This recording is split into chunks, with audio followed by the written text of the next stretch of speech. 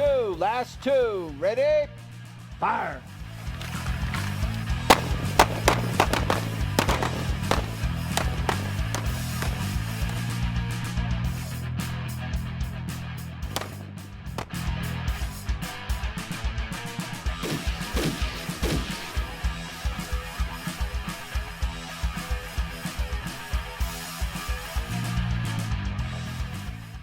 Since we have a small margin of error, we have to get a finer sight picture. And then my trigger press has got to be even smoother so as not to disrupt that sight alignment. It's real easy to say what kind of immediate response you get from a shooter when they're using a laser. One of the biggest things is proper sight alignment. It gives you something to index off of straight away so that instead of just the two in the back and the post in the front, you have that third that gives you the indicator, yes, now you're set. The old saying is that you pretend there's a laser coming out of the muzzle of the firearm, and you pretend wherever you point that firearm, that's where the laser's going. Now you actually have that. Most people don't have great muzzle awareness, and that kind of highlights where the muzzle is actually pointing, especially if you outline it with a laser. The things that you don't know you're doing with a gun when you're shooting and moving or on your draw, the little things that are going to take your game to the next level, that can all come out with a laser. I think it's primary that you understand front sight alignment, rear sight, and be able to shoot. The laser enhances that. Their first instinct when they are faced with a problem such as an intruder and they have a weapon in their hand is to go like this. Not like this, but like this. With a laser, it centers them on the chest or wherever they're aiming, and I think in that context right there alone, it proves its value. Fire! When you look at the sight picture and you have that laser and it's right on top of the post, and you're trying to describe to them, okay, you got the two leaves in the rear, you got the post in the front, you want to have them nice and even. Well, that's fine. That's all well and good. But as you know, most new shooters, they're going to be trying to look at the target too, right? Well, if you have something for them to index off of right there, that little dot, that little red dot, and can you see it? It's right on top of the post there. Is everything lined up? The eyes are going to try to do it on their own. Everything lined up there, do you see it clearly? I think it allows them to have a smoother transition, to be able to see how it's supposed to look. With a laser, the point of aim is on the target. So you can just find the laser and you don't need to worry. It's not that you don't need to worry about your front sight, but your front sight's going to be there. But you don't need to worry about it, you don't need to get focused on it. It's a huge advantage. I mean, if it's on target, I can get that follow-up shot really fast. Running a laser. That's much quicker than I can using sights. Yeah, it gives you that huge advantage because you really start lining it up a lot sooner.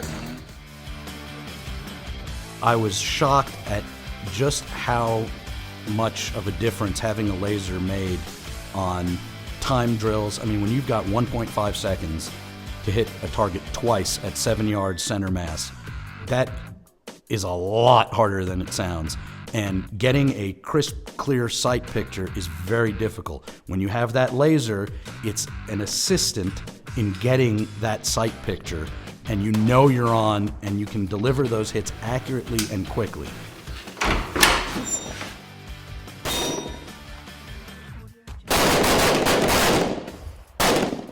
How vital it is at night. I mean, you can't see 2 feet in front of your face. You can't see your front sight. But you have your laser. Two-handed. Got it. Good. Oh, that's lined up. Good.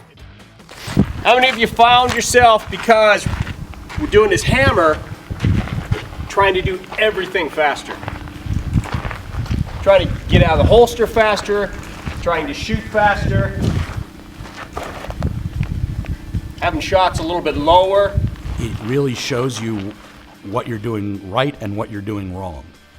Much more easily than you could see, but even the instructors, I think, found it a little bit easier to say, okay, you're being way too hard on the trigger because we're seeing immediately after your shot, your gun is going right down. And we can see that because the laser is going down.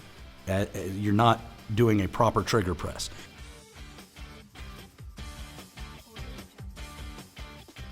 I immediately noticed every time that I went to anticipate a shot. I could see the laser center mass, and before I would go to squeeze the trigger, I would get that little bit of anticipation build up, and I would see my laser drop, which immediately told me I need to correct, back up on sight, and reacquire my sight picture before firing the shot. Again, it's great for showing progress. If you're jerking the trigger or pressing too hard, you'll see the laser bounce up and down. On the draw stroke, we can see if you're coming up with the gun, down with the gun. Your management of the weapon itself as you come out to the target, all that is displayed when you use the lasers.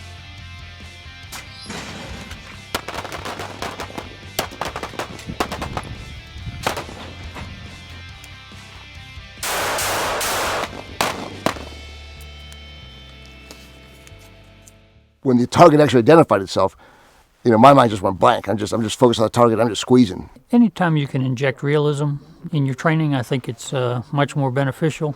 You just need a lot more training. The more training you have, the better. You really have to remember your training, and so much of that goes to hell when you go into a room like that. So one of the things I was doing was I had my laser on, which was invaluable because I don't think I would have hit anything.